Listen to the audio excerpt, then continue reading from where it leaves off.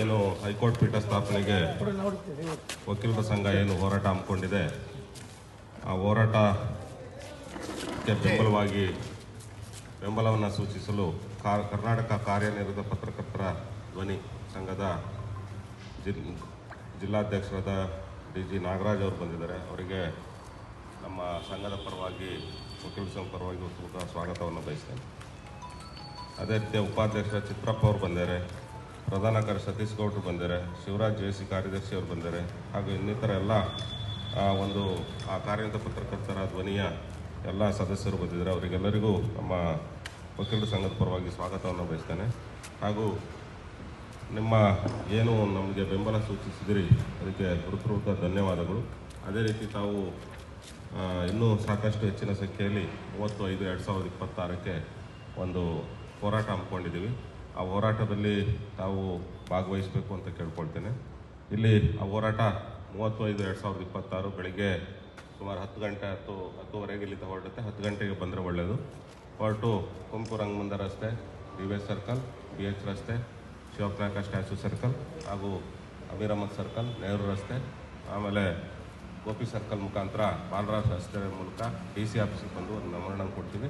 ತಾವು ಸಹ ನಿಮ್ಮ ಏನು ಕರ್ನಾಟಕ ಕಾರ್ಯನಿರತ ಪತ್ರಕರ್ತರ ಧ್ವನಿಯ ಮೂಲಕ ಪತ್ರದ ಮೂಲಕ 3 ಪತ್ರಗಳನ್ನು ರೆಡಿ ಮಾಡ್ಕೊಂಡ್ಬಂದು, ಒಂದು ಚೀಫ್ ಮಿನಿಸ್ಟರ್ ಆಫ್ ಕರ್ನಾಟಕ ಅದಕ್ಕೆ ಅಡ್ರೆಸ್ ಮಾಡೋರಿಗೆ, ಒಂದು ಮುಖ್ಯ ನ್ಯಾಯಮೂರ್ತಿಗಳು ಕರ್ನಾಟಕ ಸರ್ಕಾರ ಅದೇನು ನಮ್ಮ ನ್ಯಾಯಾಂಗ ಇಲಾಖೆ ಇದೆ, ಮುಖ್ಯ ನ್ಯಾಯಮೂರ್ತಿಗಳಿಗೆ ಒಂದು ಪತ್ರ, ಗವರ್ನರಿಗೆ ಒಂದು ಪತ್ರ, 3 ಮನವಿ ಪತ್ರಗಳನ್ನು ನೀವು ಸಪ್ರೇಟಾಗಿ ರೆಡಿ ಮಾಡ್ಕೊಂಡ್ಬಂದು ನಮ್ಮ ಕಡೆ ಕೊಡಿ. ನಾವು ಅದನ್ನು ಸಂಬಂಧಪಟ್ಟಂಥ ಸರ್ಕಾರಕ್ಕೆ ಮತ್ತು ನಮ್ಮ ನ್ಯಾಯಾಂಗ ವ್ಯವಸ್ಥೆಗೆ ತಲುಪಿಸ್ತೀವಿ. ಹಾಗಾಗಿ ನೀವೆಲ್ಲರೂ ಸಹ ಆ ದಿನ 35/2026ಕ್ಕೆ ಬಂದುಬಿಟ್ಟು ನಾವು ಅದನ್ನು ಸಾಕಷ್ಟು ಸಂಖ್ಯೆಯಲ್ಲಿ ಜನನ ಒಗ್ಗೂಡಿಸ್ಕೊಂಡು ಬನ್ನಿ. ನಿಮ್ಮದೇ ಬ್ಯಾನರ್ ರೆಡಿಯಲ್ಲಿ ಬನ್ನಿ. ಸಪ್ರೇಟ್ ಬ್ಯಾನರ್ ಎಲ್ಲರಿಗೂ ಅವಕಾಶ ಇರುತ್ತೆ. ಸಪ್ರೇಟ್ ಬ್ಯಾನರಲ್ಲಿ ನಿಮ್ಮದೇ ಆದಂಥ ಒಂದು ಟೀಮ್ ರೆಡಿ ಮಾಡ್ಕೊಂಡ್ಬನ್ನಿ. ನಾವೆಲ್ಲ ಸೇರಿಬಿಟ್ಟು ಈ ಹೋರಾಟವನ್ನು ಯಶಸ್ವಿಗೊಳಿಸೋಣ.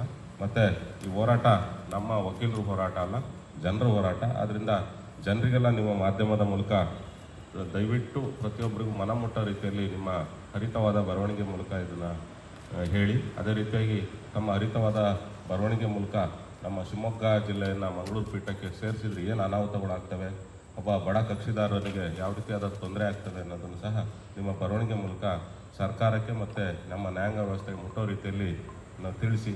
ಆಮೇಲೆ ಸಾರ್ವಜನಿಕರಿಗೂ ಸಹ ಈ ಹೋರಾಟ ಯಾಕೆ ಮಾಡ್ತಿದ್ದಾರೆ, ವಕೀಲರು ಯಾತಕ್ಕೆ ಮಾಡ್ತಿದ್ದಾರೆ ಅನ್ನೋದನ್ನು ವಕೀಲರಿಗೋಸ್ಕರ ಮಾಡ್ತಾ ಇಲ್ಲ, ಇದು ಸಾರ್ವಜನಿಕ ಬಡ ಕಕ್ಷಿದಾರನಿಗೆ ಉಳಿಸ್ಲಿಕ್ಕೆ ಮಾಡ್ತಿದ್ದಾರೆ ಅನ್ನೋದನ್ನು ಮನಮುಟ್ಟೋ ರೀತಿಯಲ್ಲಿ ಬರೆಯಿರಿ.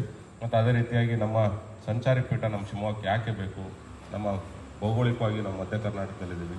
ಆ ಮಧ್ಯ ಕರ್ನಾಟಕ ಅಂದರೆ ನಮಗೆ ದಾವಣಗೆರೆ, ಚಿತ್ರದುರ್ಗ, ಚಿಕ್ಕಮಗಳೂರು ಮತ್ತು ಶಿವಮೊಗ್ಗ ಆಗಿ ಶಿವಮೊಗ್ಗದಲ್ಲಿ ಎಲ್ಲ ರೀತಿಯಾದ ವ್ಯವಸ್ಥೆ ಇದೆ.